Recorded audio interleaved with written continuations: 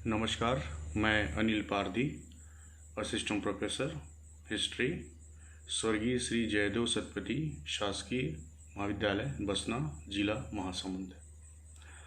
प्रिय स्टूडेंट, आज हम एमए पूर्व इतिहास द्वितीय सेमेस्टर षष्ठम प्रश्नपत्र अनिवार्य समकालीन विश्व 1920 से लेकर सन 2000 ईस्वी तक के अंतर्गत इकाई 1 में एक महत्वपूर्ण टॉपिक है इटली में फांसीवाद के उदय के कारण एवं मुसोलिनी की गृह एवं विदेश नीति। इस विषय पे हम विस्तार से डिस्कस करेंगे। आइए देखते हैं पहले इटली में फांसीवाद के उदय के क्या क्या महत्वपूर्ण कारण थे और इसकी पृष्ठभूमि क्या थी। पहले देखते हैं कि फांसीवाद का उदय कैसे होता है। प्रथम विश्व युद्ध के पश्चात जहां जर्मनी में नाजीवाद का उत्कर्ष हुआ, वहीं दूसरी ओर इटली में फांसीवाद का उत्कर्ष हुआ। कैटेलवी के शब्दों में प्रारंभ में फांसीवाद जन्मजात प्रवृत्ति के रूप में उदित हुआ, किंतु पश्चात में वह एक वाद अथवा एक सिद्धांत और विशिष्ट प्रकार की शासन प्रणाली के रूप में विकसित हुआ। नाजीवाद का नेतृत्व हिटलर ने किया था, तो फांसीवाद के नेता मुसोलिनी ने फांसीवाद को उत्कर्ष की सीमा तक पहुंचाया। एक बात उल्लेखनीय है कि प्रथम विश्व युद्ध में इटली मित्र राष्ट्रों की ओर से लड़ा था और जर्मनी मित्र राष्ट्रों का विरोधी था। फिर भी इटली में जर्मनी की तरह फांसीवाद का उत्कर्ष हुआ। यह बात भी विचारणीय है कि 1860 ईस्वी से इटली में गणतंत्रात्मक शासन व्यवस्था थी, किंतु अचानक फांसीवाद की धारा ने उसे उखाड़ फेंका, जो कि यूरोप के इतिहास की एक महत्वपूर्ण घटना थी। आइए स्टूडेंट देखते हैं फांसीवाद की परिभाषा। फांसीवाद की परिभाषा के अंतर्गत यहाँ पे समझना आवश्यक है कि फांसीवाद है क्या। फासिस्ट शब्द की उत्पत्ति लैटिन शब्द फैसियो से हुई है। प्राचीन रोमवासी छड़ियों के बंडल को फैसेज कहते थे, जिसे सत्ता का प्रतीक समझा जाता था। इस चिन्ह को शक्ति, एकता व अनुशासन का प्रतीक भी माना जाता था। मुसोलिनी ने इसी शब्द से अपने आंदोलन को प्रेरित किया। उनके लिए एकता का महत्व था, इसलिए वे एक राज्य, एक झंडा व एक नेता में विश्वास रखते थे। फांसीवादी काली कमीज पहनते थे व उग्र राष्ट्रवाद के समर्थक थे। वे सैनिकवाद पर विश्वास करते थे। इस प्रकार वे तानाशाही के समर्थक थे। तानाशाह सर्वाधिकार पूर्ण राज्य स्थापित करना चाहते थे। फांसीवाद की परिभाषा देते हुए मुसोलिनी ने कहा, फांसीवाद कोई ऐसा सिद्धांत नहीं है जिनकी हर बात को विस्तारपूर्वक पहले से ही स्थिर कर लिया गया हो। फांसीवाद का जन्म कार्य किए जाने की आवश्यकता के कारण हुआ है। अतः फांसीवाद सैद्धांतिक होने के स्थान पर प्रारंभ से ही व्यवहारिक रहा है। फांसीवाद व साम्यवाद की तुलना करते हुए भी मुसोलिनी ने कहा, फांसीवाद यथार्थ पर आधारित है, जबकि साम्यवाद सिद्धांत पर। हम सिद्धांत तथा विवाद के बादलों से निकलना चाहते हैं। फांसीवाद के अंतर्गत राज्य को सर्वोपरि माना जाता था। मुसोलिनी का कहना था, राज्य के अंदर सब कुछ है, राज्य के बाहर कुछ नहीं, तथा राज्य के विरुद्ध कुछ भी नहीं। आइए देखते हैं स्टूडेंट, फांसीवाद के उत्कर्ष के क्या क्या कारण थे या इसके उदय के क्या क्या कारण थे। इसके अंतर्गत पहला कारण था प्रथम विश्व युद्ध में इटली की भूमिका का प्रभाव। प्रथम विश्व युद्ध में इटली ने मित्र राष्ट्रों की ओर से युद्ध में भाग लिया था। उसे दक्षिणी मोर्चे पर ऑस्ट्रिया का मुकाबला करने का कार्य सौंपा गया था, किंतु ऑस्ट्रिया की सेना ने कैपेरेटो के युद्ध में इटली को बुरी तरह पराजित कर दिया। इसके उपरांत पियावे नदी की इटली तथा द्वारा मोर्चेबंदी की गई और उसकी सहायता के लिए फ्रांस व इंग्लैंड की सेनाएं आ गई और ऑस्ट्रिया को इटली ने जून 1918 में पराजित किया। तदुपरांत अमेरिका तथा इंग्लैंड की सेनाओं की सहायता से इटली की सेना ने विटोरियो वेनेटो के युद्ध में ऑस्ट्रिया को बुरी तरह पराजित किया, किंतु दम तोड़ते हुए ऑस्ट्रिया को इंग्लैंड, फ्रांस या अमेरिका की सेनाओं की मदद से पराजित करना कोई महत्वपूर्ण एवं शौर्य की बात नहीं कही जा सकती। इटली निवासियों के लिए इन विजयों का इसी कारण कोई विशेष महत्व नहीं था। इटली निवासियों की धारणा बन चुकी थी, इटली की सरकार एवं सेना निर्बल है।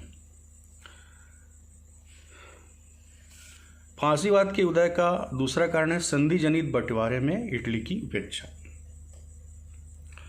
विश्व युद्ध में मित्र राष्ट्रों के द्वारा उसे 26 अप्रैल 1916 ईस्वी को लंदन की संधि के कारण मित्र राष्ट्रों की ओर से लड़ना पड़ा। इस संधि के अनुसार इटली को ट्रेटिनो, ट्रिस्ट, इस्ट्रिया, फ्यूम के अलावा टेलमेसियन तटीय क्षेत्र, ब्रेनर के दर्रे तथा टिरोल क्षेत्र और अल्बानिया आदि दिए जाने थे। विल्सन ने इस गुप्त संधि को मानने से इनकार कर दिया। इटली को केवल ट्रेटिनो, डेल्मेसिया के तट का कुछ भाग एवं दक्षिणी टिरोल से ही संतोष करना पड़ा। फ्यूम, जिस पर इटली निवासी आस लगाए बैठे थे, नहीं मिला। इटली में सर्वत्र कहा जाने लगा, इटली की भावनाओं एवं विजयों पर कुठाराघात किया गया है। फ्यूम न मिलने से जनता में रोष व्याप्त था, जिसका लाभ उठाकर सितंबर 1919 को टेंजियो नामक इटली के एक कवि ने फ्यूम पर अपना अधिकार कर लिया, क्योंकि फासिस्ट टेंजियो के साथ थे। अतः युद्ध के सैनिक फासिस्ट पार्टी में मिल गए। जनता गणतंत्र से नफरत करने लगी। फासिस्ट पार्टी के उदय का तीसरा कारण है, या फांसीवाद के उदय का तीसरा कारण है, युद्धोपरांत आर्थिक स्थिति। इतिहासकार कैटेलवी ने लिखा है कि विश्व युद्ध के पश्चात के कुछ वर्षों में इटली की आर्थिक स्थिति संतोषजनक नहीं थी, जिस कारण पूर्ण अर्थव्यवस्था फैली हुई थी। परंतु दूसरी ओर कुछ विद्वानों का मत है कि इटली की आर्थिक स्थिति कमज़ोर नहीं हुई थी, परंतु इतना तो निश्चित ही है कि विश्व युद्ध के बाद के आर्थिक संकट से इटली बच गया हो ऐसा संभव नहीं था। युद्ध का खर्चा 12 अरब मुद्रा एवं माल की हानि 3 अरब का होने का अनुमान था। व्यापार की स्थिति अत्यंत अच्छी नहीं थी। जिस देश को असंतोष संधि ने निरुत्साह कर दिया था, उस देश की आर्थिक संकट ने रीढ़ तोड़ दी। चौथा कारण है देश में अव्यवस्था। इतिहासकार कैटेलवी ने लिखा है, साधारणतः इटली में कहीं किसानों का उपद्रव हो रहा था, कहीं मिलों में हड़तालें, तोड़फोड़ की वारदातें, साम्यवादी उग्र प्रदर्शन कर रहे थे, तो कहीं मिलों में मजदूर वर्गों ने अपना अधिकार कर लिया था, कहीं किसानों ने भूमि पर कब्जा कर लिया था। इस प्रकार इटली अव्यवस्था के दौर से गुजर रहा था। जनता परेशान हो चुकी थी। वे सैनिक जो कैपरेंटो के युद्ध में व्यवस्था से पीछे हटे थे, उन्हें देशद्रोही घोषित किया गया, जिससे सैनिक पूर्णतः असंतुष्ट थे। इटली निवासी देश को व्यवस्थित देखना चाहते थे। वे एक ऐसी सरकार को चाहते थे जो कि देश को व्यवस्थित कर सके। कैटेलवी के अनुसार इटली में पूर्ण अशांति का बोलबाला था। फांसीवाद इस अशांति के अंत की प्रेरणा का आकस्मिक प्रभाव था। पांचवा कारण है उदय का साम्यवाद का प्रभाव।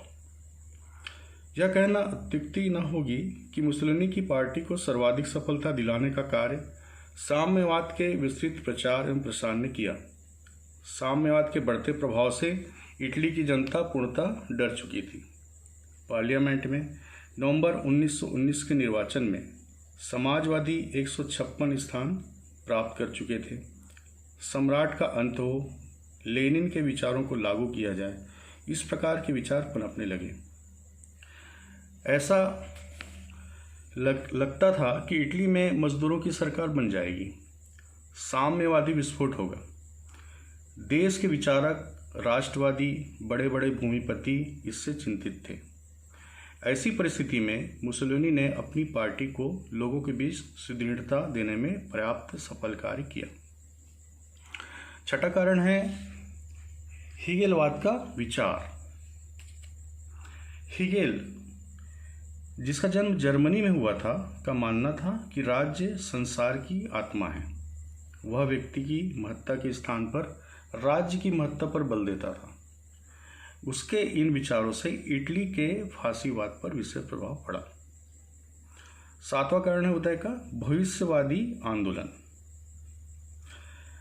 मैरिनेटी नामक व्यक्ति, जो कि इस आंदोलन का नेता था, के विचार थे कि भूतकाल को भूलकर भविष्य के लिए मार्ग प्रदर्शित करने का पक्षधर था। उसके अनुसार इटली को अपने पराभव को भूलकर अपने पराभव को भविष्य में साम्राज्यवादी बनकर मिटाना चाहिए। उसके युद्धवादी आंदोलन के प्रभाव से फांसी पार्टी की विचारधाराओं को प्रोत्साहन मिला। उक्त परिस्थितियों ने फांसीवाद को पनपने में पर्याप्त भूमिका निभाई। भाग्य से उसे मुसोलिनी जैसे नेता मिल गया, जिसने इटली में फासिज्म की पताका फहरा डाली और इटली में 1922 से 1944 ईस्वी तक फांसीवाद का ही बोलबाला बना रहा। आइए फांसीवाद के जो नेता थे मुसोलिनी, उनका संक्षिप्त जीवन परिचय प्राप्त करते हैं। बेनिटो मुसोलिनी का जन्म 1883 ईस्वी में उत्तरी इटली के रोमानिया नामक गांव में हुआ था। उसका पिता लोहार था, परंतु उसके पिता के विचार समाजवादी थे। उसकी माता अध्यापिका थी। माता और पिता के विचारों का पूर्ण प्रभाव मुसोलिनी पर पड़ा और उसके विचार भी क्रांतिकारी बनते चले गए। 18 वर्ष की उम्र में ही उसने अध्यापन का कार्य शुरू किया, किंतु शीघ्र ही वह स्विट्जरलैंड गया, जहां उसने लोजेन तथा जिनेवा के विश्वविद्यालयों में उच्च शिक्षा प्राप्त की। उसके उग्रवादी विचारों ने स्विस सरकार को परेशान कर दिया, अतः वह इटली आकर शिक्षक का कार्य करने लगा। समाजवादी विचारों से प्रभावित मुसोलिनी को किसानों को भड़काकर विद्रोह करवाने के आरोप में 1908 ईस्वी में जेल का मुंह भी देखना पड़ा। 1912 ईस्वी में वह अवंती नामक समाजवादी पत्र का संपादक बन गया। विश्व युद्ध का प्रारंभ होना था ही कि मुसोलिनी के विचारों में अचानक परिवर्तन आ गया।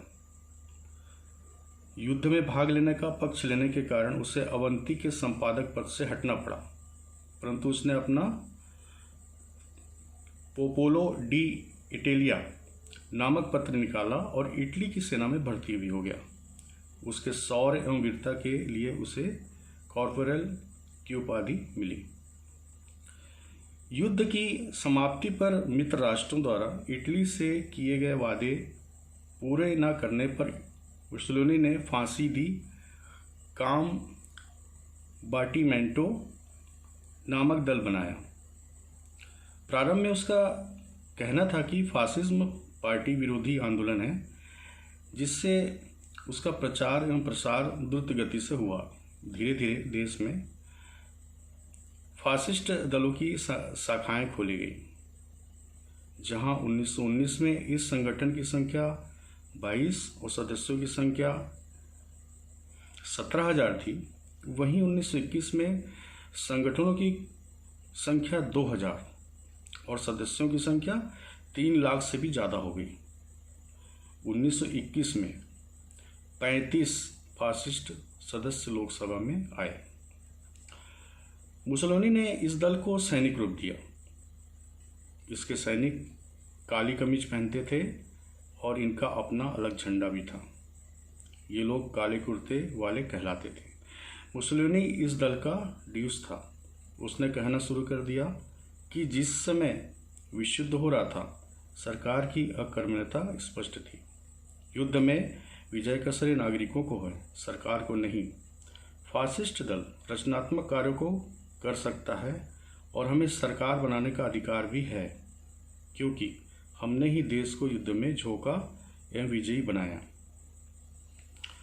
मुसोलिनी ने नेपल्स में अस्त्र शस्त्रों से लैस 40,000 स्वयंसेवकों की बैठक आयोजित की और स्पष्ट रूप से कह दिया कि साम्यवाद से निपटने के लिए सत्ता उनके हाथों सौंप दी जाए, वरन रोम पर आक्रमण किया जाएगा।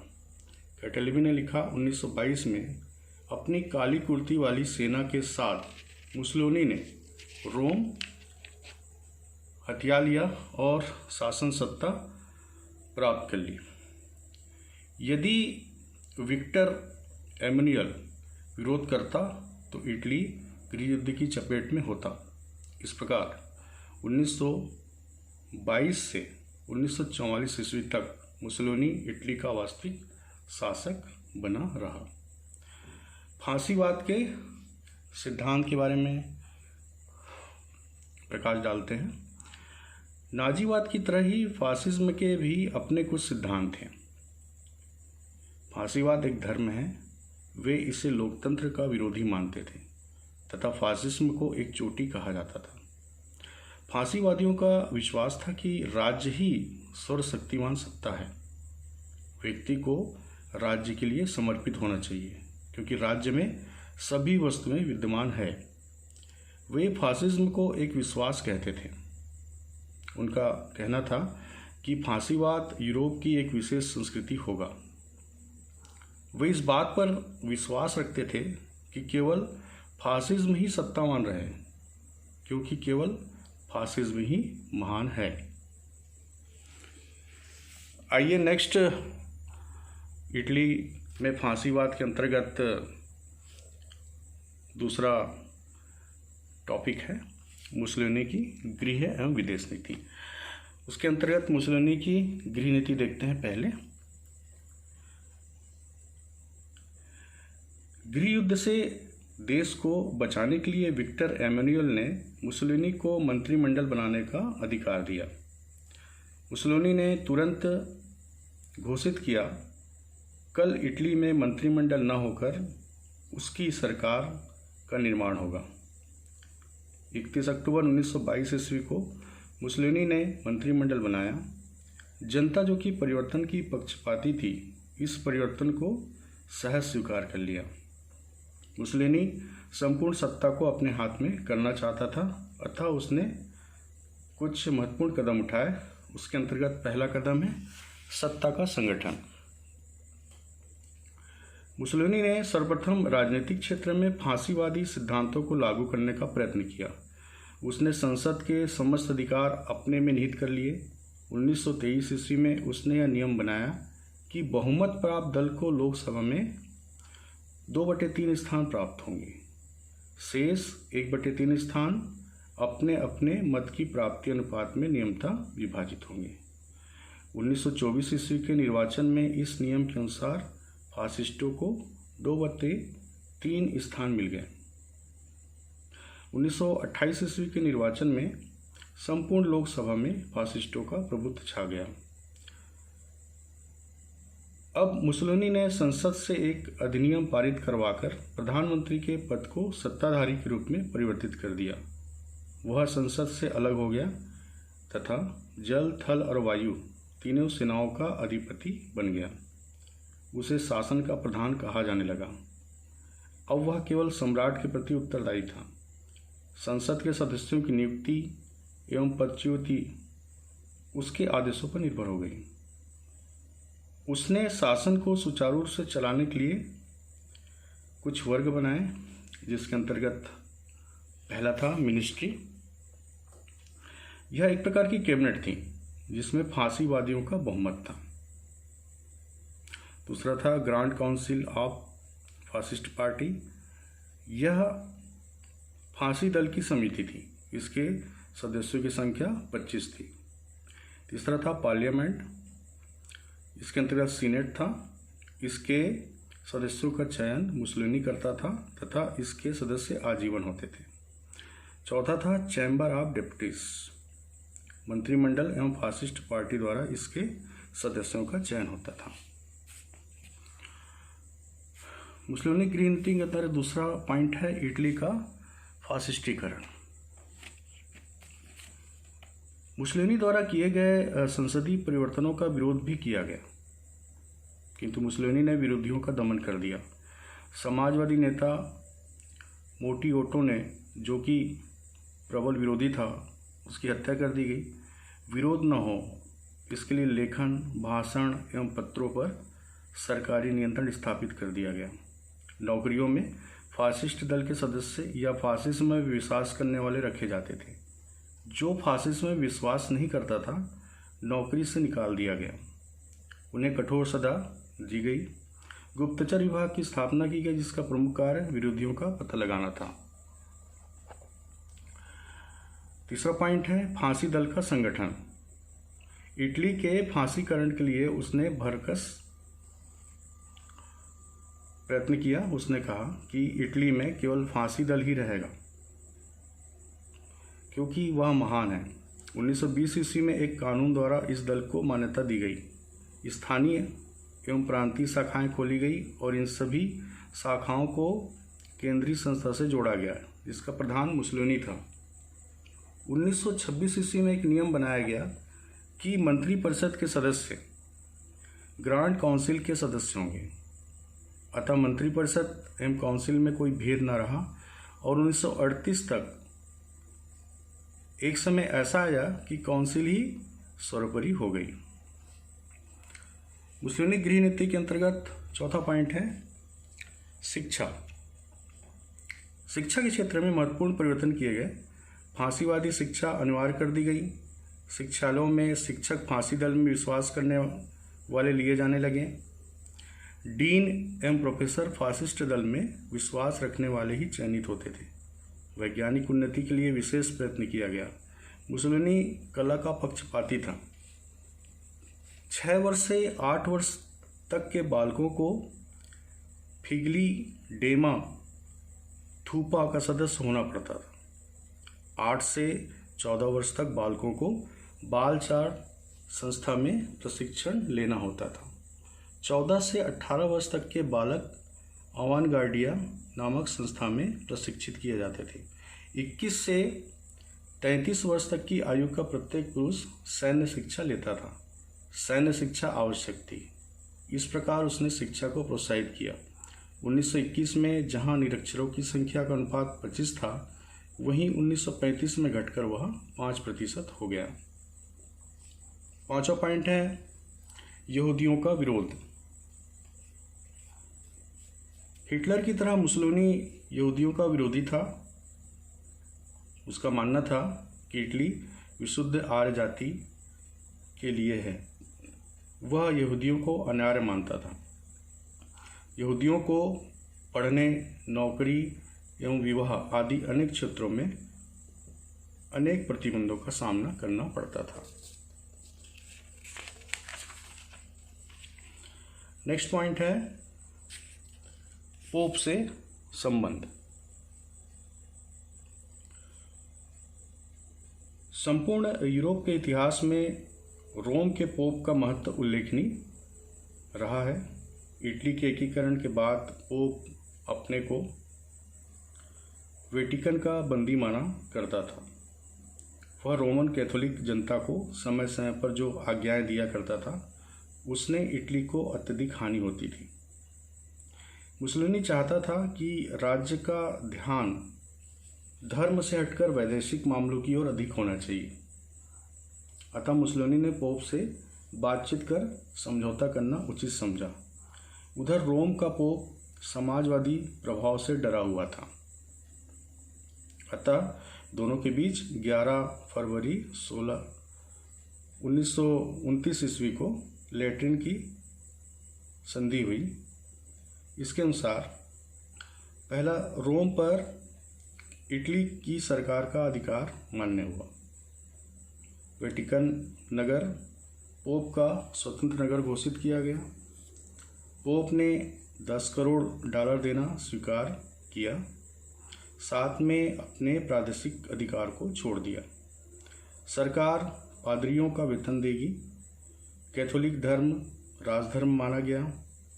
शिक्षण संस्थाओं में धार्मिक शिक्षा अनिवार्य कर दी गई। धार्मिक विवाह प्रमाणिक घोषित हुआ। इस प्रकार पोप ने स्वयं कहा, इटली ने ईश्वर पा लिया है और ईश्वर को इटली मिल गया है। इससे मुसोलिनी का महत्व बढ़ गया और राज्य की सरकार एवं राज्य के नागरिकों का धार्मिक विवादों से ध्यान हटकर देश के विकास की ओर गया। उसके इस कार्य की विद्वानों ने प्रशंसा की। 7वां पॉइंट है आर्थिक क्षेत्र में सुधार। जिस समय मुसोलिनी ने संपूर्ण सत्ता अपने हाथ में ली, इटली आर्थिक कष्ट से गुजर रहा था। इटली का बजट करोड़ों रुपयों के घाटे में चल रहा था। अतः देश की आर्थिक स्थिति को मजबूत बनाना अत्यंत आवश्यक था। इसके लिए मुसोलिनी ने अनेक कार्य किए, जैसे कि पहले सिंडिकेटिज्म को प्रोत्साहन देने वाला कार्य किया। सिंडिकेटिज्म का तात्पर्य उस विचारधारा से है जिसका व्यावसायिक सरकार बनाने की योजना समाजवादियों, मजदूरों एवं फासिस्टों में पनप रही थी। ये लोग चाहते थे कि देश की आर्थिक दशा को सुधारने के लिए मिलकर कार्य करना चाहिए। 1926 ईस्वी में एक नियम द्वारा प्रांतीय एवं स्थानीय शाखाएं खोली गई और संपर्क केंद्रीय शाखाओं से जोड़ा गया। केंद्र में बनाई गई 13 सिंडिकेटों का नियंत्रण निगम मंत्री के हाथों में दिया गया। यह पद स्वयं मुसोलिनी ने संभाला। हर व्यवसाय की सिंडिकेट अलग अलग थी और अपने अपने स्तर से कार्य देखती थी, परंतु ये अपना संबंध अंतर्राष्ट्रीय संस्था से स्थापित नहीं कर सकती थी। दूसरा कार्य किया उन्होंने श्रमिक अधिकार पत्र।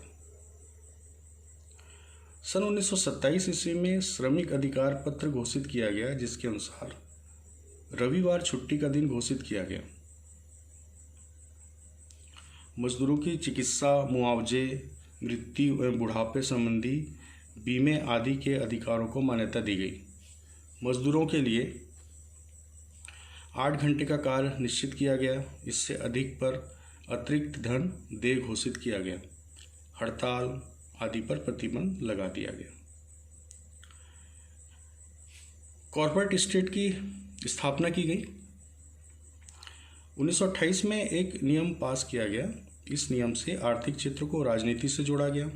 इसका तात्पर्य था आर्थिक विभागों को अब देश की लोकसभा बनाने का अधिकार मिल गया। यह कार्य केंद्र की 13 सिंडिकेट्स अपनी सामान्य परिषदों के माध्यम से करती थी। निगम की व्यवस्था की गई। 1934 ईस्वी में अर्थव्यवस्था को निगमात्मक व्यवस्था में बदला गया। देश में 22 निगमों की स्थापना की गई। निगमों का मुख्य कार्य वितरण एवं मूल्य की व्यवस्था ठीक करना, श्रम के झगड़ों को हल करना, उत्पादन को बढ़ाना और सरकार को विशेष परामर्श देना था। इस व्यवस्था से देश को काफ़ी लाभ मिला। वास्तव में यह देश की उन्नति का महान प्रयत्न था। कृषि संबंधी कार्य के अंतर्गत रोम तथा नेपल्स के दलदली भागों को सुखाकर कृषि योग्य बनाया गया। खाद, औजार और आधुनिक माध्यमों से कृषि की व्यवस्था की गई। गेहूं का उत्पादन बढ़ाया गया। विदेशों से आने वाले अनाज पर कर लगाया गया, जिससे स्वदेशी कृषि को प्रोत्साहन मिला। चलचित्रों के माध्यम से कृषि की शिक्षा दी गई। औद्योगिक कार्य। मुसोलिनी ने रेलों को विकसित किया, यातायात को सुगम बनाया, रेशम का उत्पादन किया गया। इटली में जहाज बनाने के कारखाने बनाए गए। इन कारखानों की देखरेख के लिए बोर्ड बनाया गया। विद्युत शक्ति का अत्यधिक मात्रा में प्रयोग किया गया। इन औद्योगिक कार्यों से इटली की आर्थिक स्थिति काफ़ी हद तक सुधरी। बेरोजगारी दूर करने का भी उपाय किया गया। बेरोजगारी दूर करने के लिए स्कूलों, कॉलेजों, सड़कों, इमारतों आदि को ठीक किया गया, जिससे अनेक बेरोजगार काम में लग गए। यहूदियों के प्रति घृणा भरी गई। सैन्य व्यवस्था पर बल दिया गया। इटली के अनेक बेरोजगार सेना में भर्ती हो गए। कृषि को प्रोत्साहन करने से बेरोजगारी कम हुई। इस प्रकार कहा जा सकता है कि यद्यपि मुसोलिनी ने आर्थिक क्षेत्र में अनेक महत्वपूर्ण कदम उठाए, परंतु प्राकृतिक साधनों की कमी के कारण इटली का उतना आर्थिक विकास नहीं हो पाया जितना प्रयत्न मुसोलिनी ने किया था। फिर भी यह तो मानना ही पड़ेगा कि उसकी गृहनीति ने देश को राष्ट्रवादी एवं फासीवादी बनाने में कोई कसर नहीं छोड़ी। स्टूडेंट, आइए देखें हम मुसोलिनी की विदेश नीति के मुख्य पहलू क्या थे। इटली यद्यपि विश्व युद्ध में विजयी हुआ था, किंतु मित्र राष्ट्रों ने उससे जो भी वायदे किए थे पूरे नहीं किए गए। मुसोलिनी का विचार था कि यह इटली का अपमान है। वह चाहता था कि इस अपमान का बदला मित्र राष्ट्रों पर भरोसे की नीति छोड़कर साम्राज्यवादिता की नीति अपनाकर लिया जा सकता है। उसका मानना था कि मित्र राष्ट्रों द्वारा बनाई गई अंतर्राष्ट्रीय संस्थाएं किसी देश के निवासियों की भावुकता एवं सिद्धांतों से धराशायी हो जाती है। इनका अस्तित्व देशवासियों की भावनाओं तक ही सीमित है। मुसोलिनी चाहता था कि बाल्कान प्रायद्वीप, पश्चिमी एशिया एवं अफ्रीका में साम्राज्य विस्तार कर इटली के पराभव को दूर किया जाए। उसके विचार में शांति का अर्थ केवल युद्ध के लिए थोड़ा सा विश्राम मात्र था। उसने एक बार कहा भी था, युद्ध का सामना करने वाले व्यक्तियों पर ही श्रेष्ठता की मुहर लग सकती है। मुसोलिनी भूमध्य सागर को इटली की झील के रूप में परिणित करना चाहता था। अपने इन्हीं सिद्धांतों को लेकर मुसोलिनी ने अपनी विदेश नीति को कार्यान्वित किया। इटली की जनता ने उसका इसलिए स्वागत किया क्योंकि वह भी इटली की उच्चतम शिखर पर देखना चाहती थी। अपनी विदेश नीति के अंतर्गत मुसोलिनी ने कुछ महत्वपूर्ण कार्य किए, जिसके अंतर्गत पहला कार्य था डोडिकानिस तथा रोड्स द्वीपों का सैन्यीकरण। 1920 ईस्वी में हुई सेब्र संधि के अनुसार डोडिकानिस एवं रोड्स इन दोनों द्वीपों पर यूनान ने अधिकार कर लिया, जबकि ये पूर्व में इटली के अधीन थे। इटली की निगाह अभी भी इन दोनों द्वीपों पर लगी थी। इटली के सुल्तान कमाल पाशा द्वारा यूनान को पराजित करने के उपरांत सेब्र की संधि तोड़े जाने से इटली को अप्रत्याशित लाभ हो गया। 24 जुलाई 1923 ईस्वी को हुई लोजान की संधि ने सेब्र की संधि को संशोधित किया और ये दोनों द्वीप इटली को प्राप्त हो गए। वास्तव में मुसोलिनी भूमध्य सागर को इटालियन झील बनाना चाहता था, अतः उसने पूर्वी भूमध्य सागर में स्थित इन दोनों द्वीपों का सैन्यीकरण शुरू कर दिया। उसने नौसैनिक अड्डे बनाए तथा द्वीपों की किलेबंदी कर डाली। यह उसकी विदेश नीति का प्रथम अभियान था।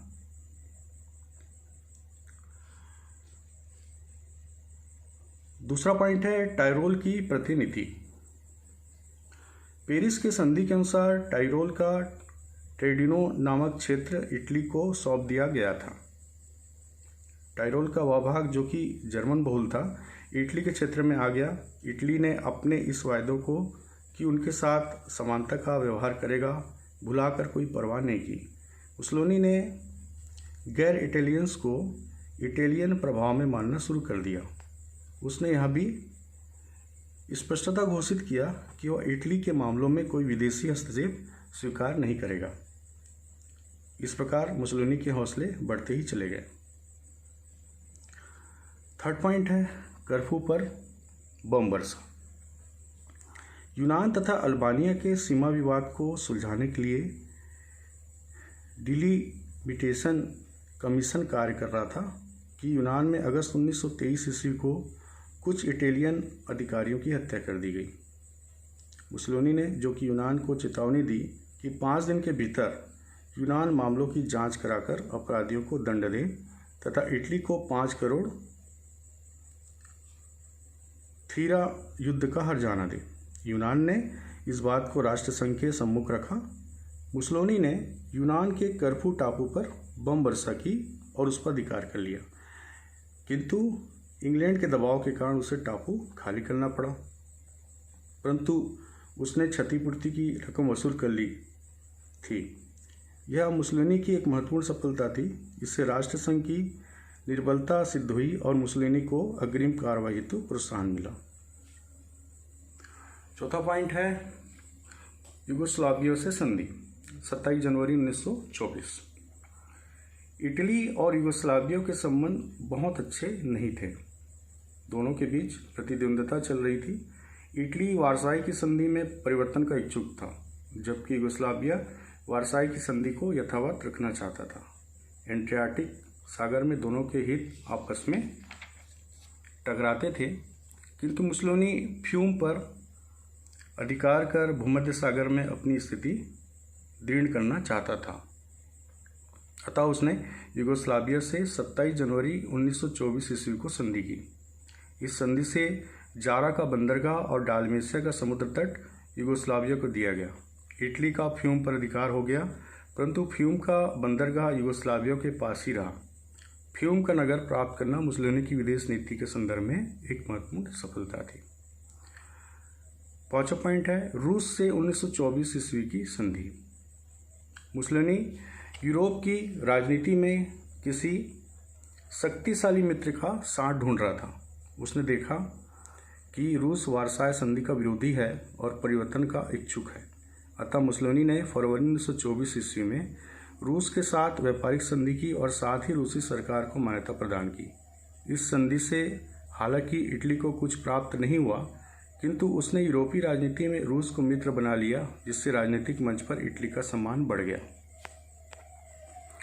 छठा पॉइंट है रोम पैक्ट 1935 ईस्वी। इटली के साथ फ्रांस के व्यापारिक संबंध स्थापित व्यापारिक मतभेदों के कारण अच्छे नहीं थे।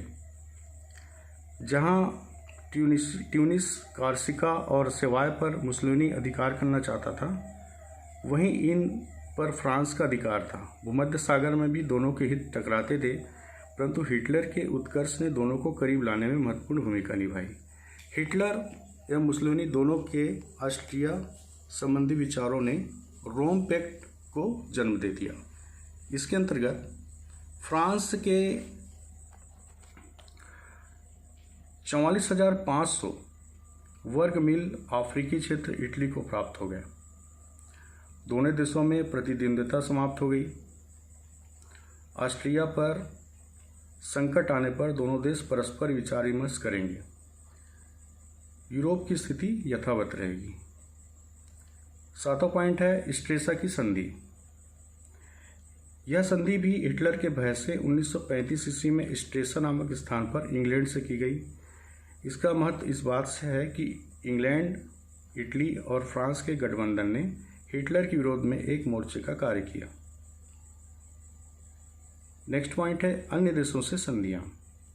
मुसोलिनी ने अपनी स्थिति दृढ़ करने के लिए 1926 ईस्वी में रोमानिया और स्पेन से, 1927 ईस्वी में हंगरी से, 1928 ईस्वी में यूनान व टर्की से, 1932 ईस्वी में रूस से संधियां की। इन संधियों से यूरोपीय जगत में इटली ने अपना सम्मानित स्थान बना लिया।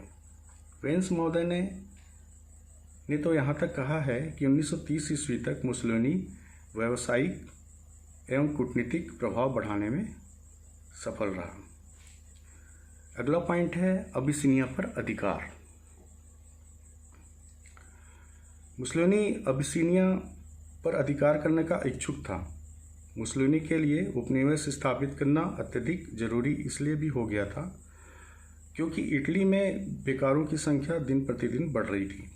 अबिसिनिया पर किसी देश ने अपना दावा घोषित नहीं किया था। अबिसिनिया व्यापारिक दृष्टि से भी महत्वपूर्ण था। वह पर्याप्त मात्रा में कच्चा माल विद्यमान था। सोमालीलैंड और ऑस्ट्रिया के बीच के क्षेत्र पर अधिकार कर मुसोलिनी अपने साम्राज्य का प्रसार करना चाहता था। उसने कहा भी था कि औद्योगिक सामग्री की प्राप्ति के लिए वह युद्ध करने को भी तैयार है। उसने कहा यदि उसे विजय मिलेगी तो वह अबिसिनिया का बादशाह बनेगा, अन्यथा वह इटली का शासक है ही। 5 दिसंबर 1934 ईस्वी को इटालियन सोमालीलैंड के पास लगे वालवाल के नगर में इटली और अबिसिनिया की सेनाओं में संघर्ष हो गया। मुसोलिनी ने अबिसिनिया की सीमाओं पर अपनी सेनाएं एकत्र की और 3 अक्टूबर 1935 ईस्वी को अबिसिनिया पर आक्रमण कर दिया। इटली के विरुद्ध लगाए गए आर्थिक प्रतिबंध सफल न हो पाए।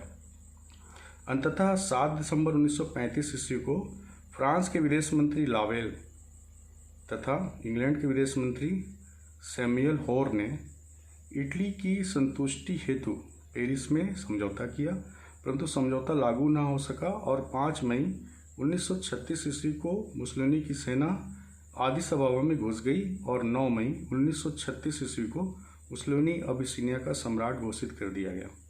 अबिसिनिया का शासक हेल सिलासी असहाय था, उसकी पुकार किसी ने नहीं सुनी।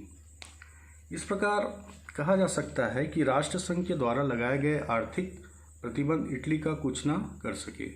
यदि इंग्लैंड और फ्रांस इटली के विरुद्ध एक हो जाते और सैनिक कार्रवाई की धमकी देते तो शायद मुसोलिनी अबिसिनिया पर अधिकार नहीं कर पाता।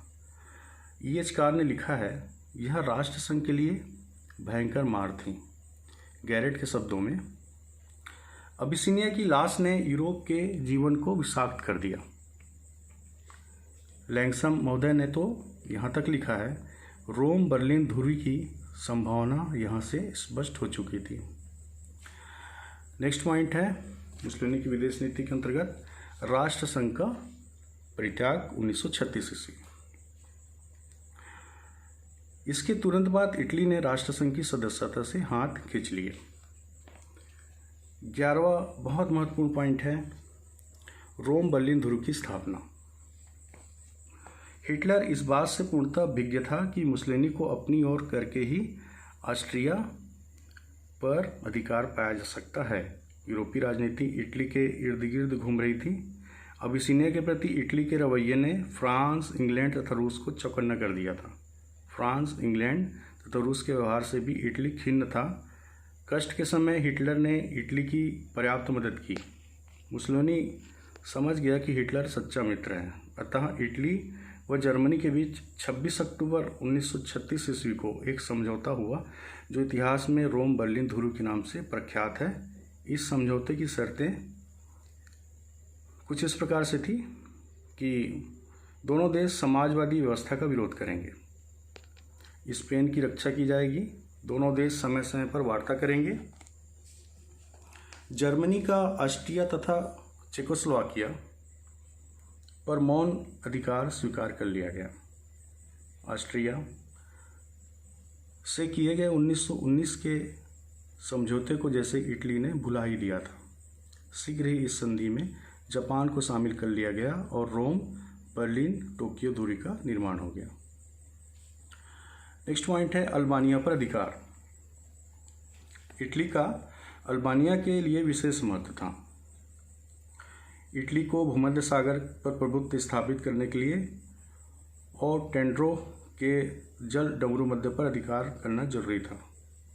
और टेंड्रो के एक ओर इटली और दूसरी ओर अल्बानिया थे। 1925 ईस्वी में अल्बानिया में गणतंत्रात्मक शासन स्थापित कर दिया गया था। इसका राष्ट्रपति जुगो नामक व्यक्ति हो गया।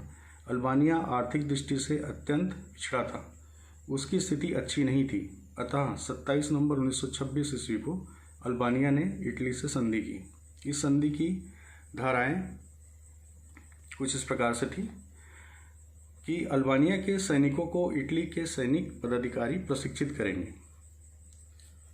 अल्बानिया इटली के अहित में किसी अन्य देश से संधि नहीं करेगा। दोनों देश बाह्य आक्रमणकारी का सामना मिलकर करेंगे। यह शर्त 20 वर्ष तक रहेगी। इस प्रकार एक प्रकार से अल्बानिया पर इटली का ही प्रभुत्व छा गया। इसी समय अल्बानिया और यूगोस्लाविया के बीच युद्ध का संकट दिखाई देने लगा। मुसोलिनी ने अल्बानिया में उसकी सहायता के बहाने अपनी सेनाएं भेज दी और 1936 ईस्वी में आक्रमण कर इटली में मिला दिया। नेक्स्ट पॉइंट है स्पेन से संबंध। विश्व युद्ध के दौरान स्पेन की तटस्थता की नीति ने आर्थिक रूप में अन्य देशों के मुकाबले स्पेन की आर्थिक स्थिति को बिगड़ने नहीं दिया था, परंतु विश्व युद्ध की समाप्ति के बाद भ्रष्टाचार का जो दौर स्पेन में चला उसने स्पेन की कमर तोड़ दी। इसमें समय के साथ साथ समाजवादी, साम्यवादी, अराजकतावादी, गणतंत्रवादी अनेक दल पनपने लगे। सभी स्पेन में अपना प्रभाव बढ़ाकर अपनी सरकार स्थापित करना चाहते थे। 1913 ईस्वी में गणतंत्र की स्थापना स्पेन में हुई। स्पेन में फासिस्टी नेता जनरल फ्रैंको गणतंत्र को उखाड़कर अपनी सत्ता स्थापित करना चाहता था। इधर इटली भूमध्य सागर में प्रभाव बढ़ाने के कारण स्पेन में रुचि लेने लगा। उसने जनरल फ्रैंको को सहायता पहुंचाना शुरू कर दिया। जर्मनी ने इटली का साथ दिया और अंततः 1939 ईस्वी में जनरल फ्रैंको की विजय हुई। जनरल फ्रैंको की विजय से इटली को यह लाभ हुआ कि भूमध्य सागर में उसके विरोध में बनने वाले गुट की संभावना समाप्त हो गई। नेक्स्ट पॉइंट है सज्जन समझौता 1937। 2 जून 1937 ईस्वी को इटली ने इंग्लैंड के साथ एक समझौता किया जो सज्जन समझौता या जेंटलमैन एग्रीमेंट कहा गया। इसके अनुसार स्पेन की तटस्थता पर जोर दिया गया। भूमध्य सागर में दोनों ने एक दूसरे की स्वतंत्रता मानी। मुसोलिनी ने इससे ठीक बाद नौसेना बढ़ा ली। उधर इटली को संतुष्ट करने की ब्रिटेन की नीति से ब्रिटिश इटालियन एक्ट के अनुसार अबिसिनिया पर इटली की सत्ता को मान्यता दे दी गई। नेक्स्ट पॉइंट है इटली व जर्मनी का समझौता 22 मई 1939।